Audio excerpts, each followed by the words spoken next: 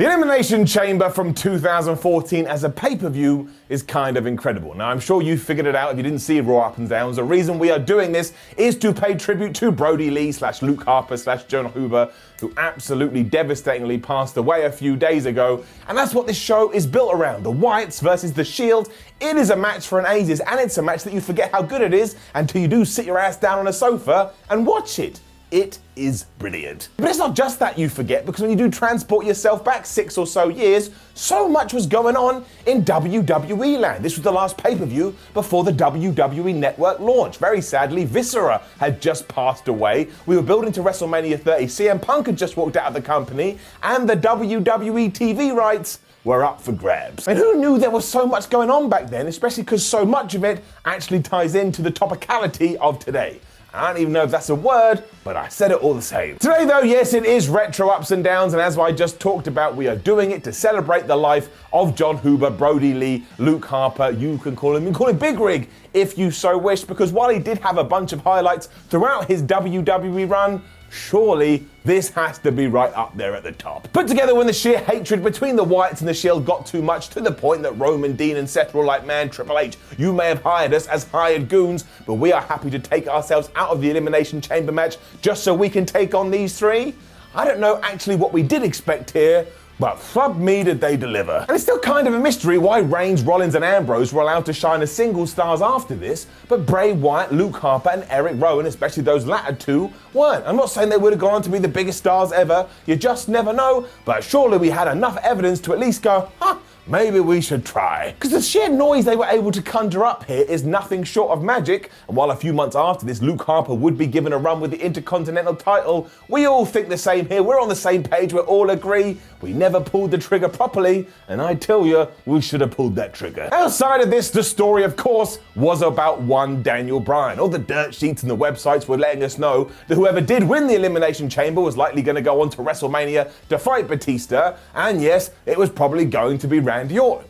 And that made the WWE Universe scratch their heads. They're like, Randy Orton, I want to see Daniel Bryan. And they weren't wrong either. I know it eventually changed, but the only reason it did change is because fans on Monday Night Raw and all WWE programming just went, and shouted into the abyss before WWE officials went, well, I guess we're just going to have to put the yes man in that main event instead. Do not forget that all this B+ player stuff may have tied into a storyline you were watching on TV, but it was also how they all felt. Don't ask me, they're proper crazy. And I tell you too, moaning was the name of the game in February 2014, because yes, the WWE Network did launch the day after this pay-per-view, and it absolutely sucked. It broke and it didn't work. Now, I don't actually place too much blame on WWE here, or at least when I say that, it's not exclusive to them, because you can go through so many things similar to this, and for some reason, they always just bomb on day one. But yes, after months of going $9.99 and building it as the next big thing,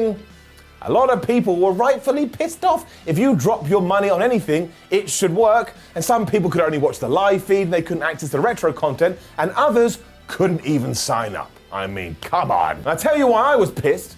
Because America may have got it in February 2014, but because I was British, I wasn't allowed to access it until March 2015. That is 13 months.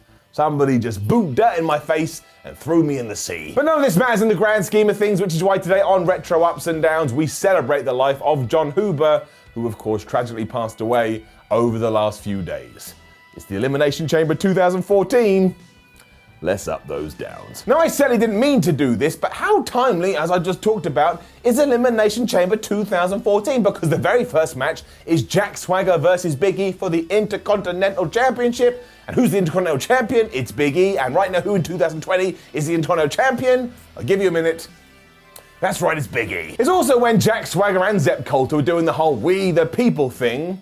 Zeb Coulter is actually quite funny here, because he gets on the microphone and says, ever since Big E became the Intercontinental Champion, things on the continent have been terrible. Like when you win this belt, you're meant to be the king of all of that, and Big E is dropping the ball, right down to the fact that the weather has started to suck.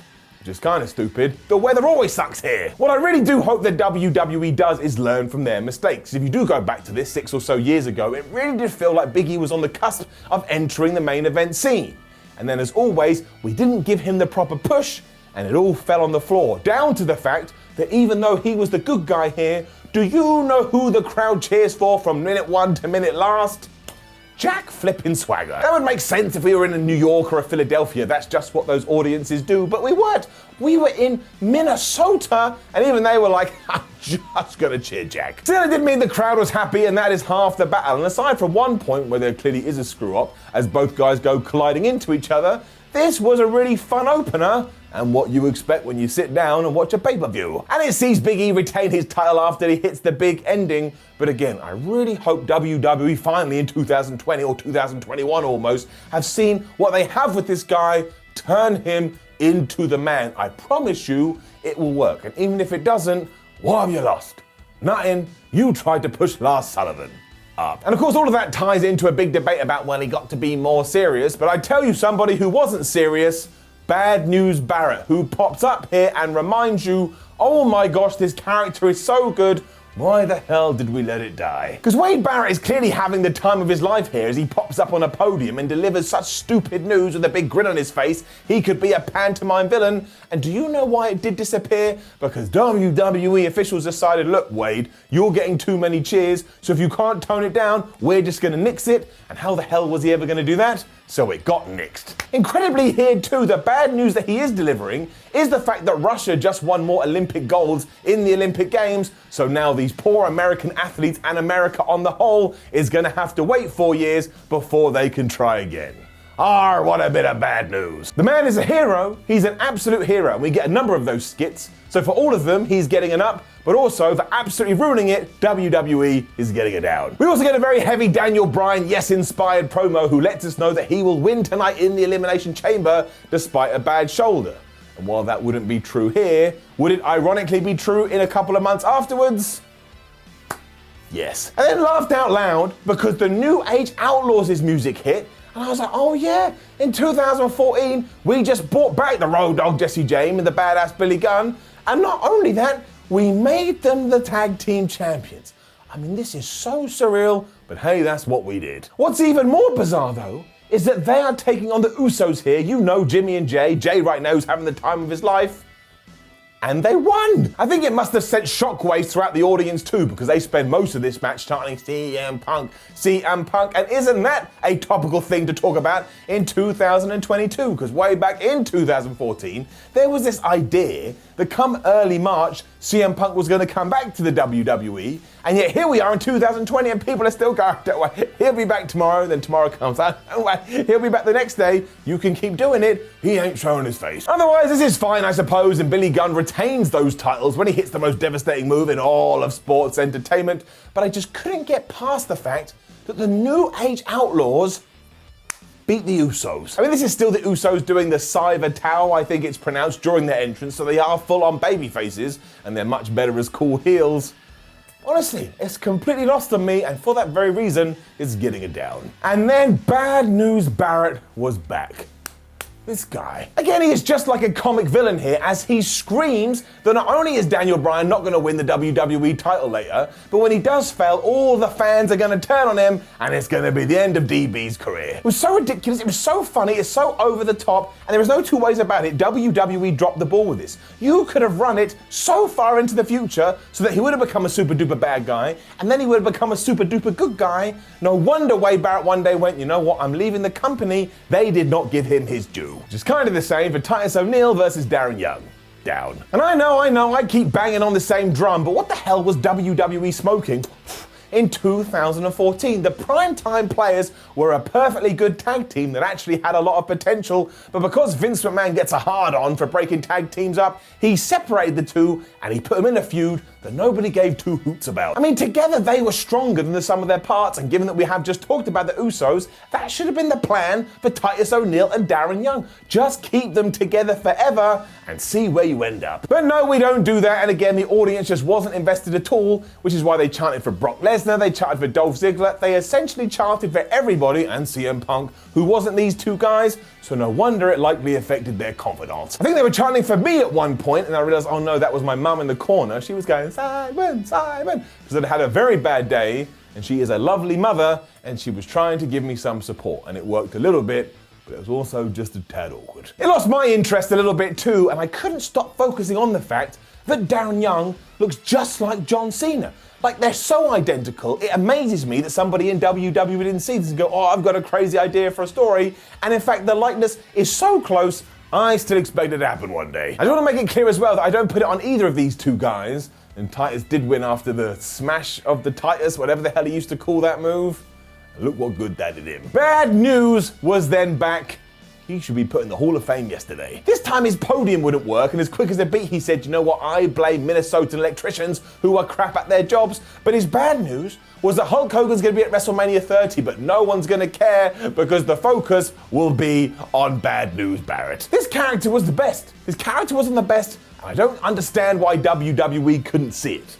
I mean, the irony on this show. None of that matters though, because out next we did have the Wyatts versus the Shields, and honestly, this is so good it will light your ass up and call you Charlie. And I can't understand why World Wrestling Entertainment doesn't learn from this stuff. The build had been going on for around about 6 months. None of the guys had barely touched, so when they were just stood in the ring looking at each other, the fans lose their damn minds because it feels like a proper event. If you love wrestling and you've never seen that, you need to change it today, and it's all the evidence you need that every single person in this should have been given a bigger push. I mean, maybe not Seth Rollins and Roman Reigns for obvious reasons, but everybody else, you damn right, and it's not just an up. It's an easy golden up. The crowd are chanting "this is awesome" before there's even been a punch thrown, and the sheer delay is absolutely excellent. Even though Seth Rollins does bump around trying to establish that, oh, maybe the Shields are a bit more good guys and the Wyatts are a bit more bad guys, nobody in the arena cares about that. You get chants for the Wyatt, you get chants for the Shields. They just want to see some good wrestling, and you bet your ass they got it. They just love all 6 guys, and they want them all to get in the ring and then hopefully jump over the barrier and make sweet love to them by the fire and have their children. And you can include me in that too. Let's go have an orgy. Harper hits a drop kick at one point, which is just ludicrous for a guy of that size. And then when he goes to German suplex Seth Rollins from the top rope, Seth lands on his feet, and then he just fires up with a bunch of moves. Honestly, man, this is flippin' faboo. The crowd erupts for that, as did I. It made me feel all warm and fuzzy in my tum-tum. And then Luke Harper, all 6'5" of him, whatever the hell he is, does a tope to the outside. I mean, are you kidding me? Rollins also soon gets thrown through a table as Bray Wyatt and Dean Ambrose fight through the crowd.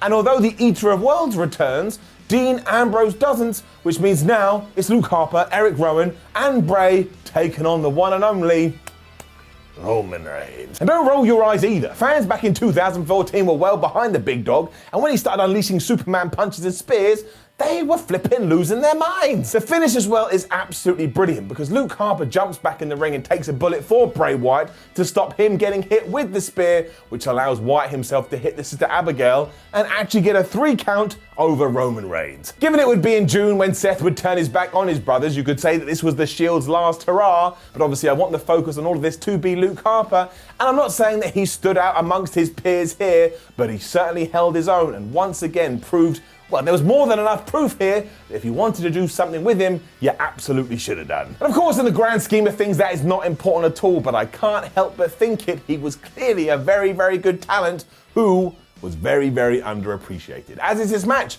I know people still go on about it, but you do not know how good it is until you go watch it again. So why not spend some time today doing that? I mean, come on, Ooda Lally. Christian is being interviewed by Renee Young afterwards and is a little bit pissed off after it's insinuated he can't do anything tonight because he's been on a losing streak. Then AJ Lee is out for a promo. Sheesh. Because as I'm sure you can imagine, fans were well aware that she was in a relationship with CM Punk, so they just chant that guy's name over and over and over again, and I audibly said out loud, even though nobody was around, well, this is a little bit awkward now, isn't it? AJ is so good at her job, though. She's able to negate all of this when she reminds them, do you remember when I broke Naomi's face? Which is building to the next match. Because it is AJ versus Cameron, who was the other member of the Funkadactyls back in 2014.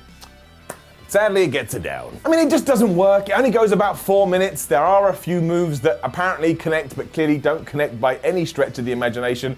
And it's just the finish that sucks. This was the time when Tamina was like AJ Lee's bodyguard, and just when Cameron's about to win, she pulls her out the ring, she hits her with a clothesline, the ref goes, well, now what choice do I have? and it's a flipping disqualification. See, this happens a lot, right? So don't come down here in 2020, 2021 going, well, WWE has only started doing this recently. No, they haven't. They've been doing it for pretty much about a decade, which is why now it absolutely sucks.